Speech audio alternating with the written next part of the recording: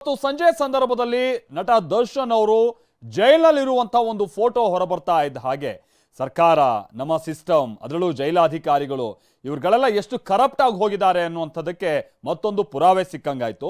ಜನರಿಗೂ ಕೂಡ ನಮ್ಮ ಸಿಸ್ಟಮ್ ಮೇಲೆ, ನಮ್ಮ ವ್ಯವಸ್ಥೆ ಮೇಲೆ ಒಂದು ಹೇಸಿಗೆ ಹುಟ್ಟೋದಕ್ಕೆ ಕಾರಣ ಆಯಿತು. ಅದು ಗೃಹ ಸಚಿವರು ಪರಮೇಶ್ವರೇ ಆಗಿರಲಿ, ಅಥವಾ ಹಿಂದೆ ಇದ್ದಂಥ ಅರ್ಗ ಜ್ಞಾನೇಂದ್ರ ಅವರಾಗಿರಲಿ, ಅಥವಾ ಇನ್ಯಾರೇ ಆಗಿರಲಿ, ಯಾರು ಬಂದು ಯಾರು ಹೋದರೂ ಕೂಡ ಜೈಲು ವ್ಯವಸ್ಥೆ ಅನ್ನುವಂಥದ್ದು ನಮ್ಮಲ್ಲಿ ಸರಿಯಾಗಲ್ಲ. ನಾನು ಅದೇ ವಿಚಾರವನ್ನ ಮಾತಾಡ್ತಾ ಇದ್ದಿದ್ದು. ಅಂತ ಅಂದ್ರೆ ಒಬ್ಬ ಸಣ್ಣ ಪುಟ್ಟ ಕಳ್ತನ ಮಾಡಿ ಗಲಾಟೆ ಮಾಡ್ಕೊಂಡು ಒಳಗೆ ಹೋಗುವಂತ ವ್ಯಕ್ತಿ ಹೊರಗೆ ಬರ್ತಾ ಗ್ಯಾಂಗ್ಸ್ಟರ್ ಆಗಿ ಬರ್ತಾನೆ.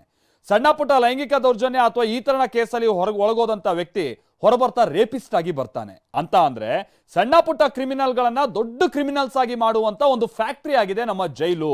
ಈ ಕಾರಣಕ್ಕಾಗಿನೇ ನಮ್ಮಲ್ಲಿ ರೇಪಿಸ್ಟ್ಗಳಿಗೂ ಬರ ಇಲ್ಲ, ಕಳ್ಳರು ಕಾಕರುಗಳಿಗೂ ಬರ ಇಲ್ಲ, ಮರ್ಡರರ್ಸ್ಗಳಿಗೂ ಬರ ಇಲ್ಲ. ಅದನ್ನೆಲ್ಲ ನಮ್ಮ ವ್ಯವಸ್ಥೆನೇ ಮಾಡ್ತಾ ಇದೆ ಅನ್ನುವಂಥದ್ದಕ್ಕೆ ಇದೊಂದು ಸ್ಪಷ್ಟ ಉದಾಹರಣೆ. ಅದು ದರ್ಶನ್ ಅವ್ರದ್ದೊಂದು ನೆಪ ಮಾತ್ರ ನಾವೀಗ ಹೇಳ್ತಾ ಇರುವಂಥದ್ದು. ಒಂದು ಫೋಟೋ ಮುಖ್ಯವಾಗಿ ಜೈಲಿನ ಒಳಗೆ ನಿಜಕ್ಕೂ ಹೇಗಿದೆ ಅನ್ನುವಂಥದ್ದು. ಇದೇ ಫೋಟೋನ ಏನಾದರೂ ದರ್ಶನ್ ಅವರು ಜೈಲಿಗೆ ಹೋಗಕ್ಕಿಂತ ಮುನ್ನ, ಅಂದ್ರೆ ಅವರು ಆರಾಮಾಗಿದ್ದಂಥ ಸಂದರ್ಭದಲ್ಲಿ ಇದ್ದಿದ್ರೆ ಯಾವುದೋ ರೆಸಾರ್ಟಲ್ಲಿ ಕೂತಿದ್ದಾರೆ ಅಂತ ನೀವು ಅಂದ್ಕೊಳ್ತಾ ಇದ್ವಿ.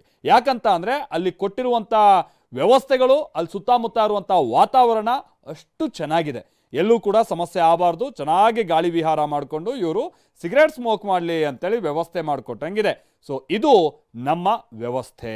ಇದು ನಾನು ಹೇಳ್ದಂಗೆ ಈ ನಿಯತ್ತಿನ ಪೊಲೀಸ್ ಅಧಿಕಾರಿಗಳು ದರ್ಶನ್ ಅವರನ್ನ ಇಡೀ ಸಿಸ್ಟಮ್ ಅನ್ನ ಎದುರಾಕೊಂಡು ಒಳಗೆ ಹಾಕ್ಸಿದ್ರಲ್ಲ, ಅವ್ರನ್ನ ಮಂಗ ಮಾಡ್ದಂಗೆ ಆಗಿಲ್ವಾ? ರೇಣುಕಾ ಸ್ವಾಮಿ ಕುಟುಂಬಕ್ಕೆ ನೀವು ಕಿಂಡಲ್ ಮಾಡ್ದಂಗೆ ಆಗಿಲ್ವಾ?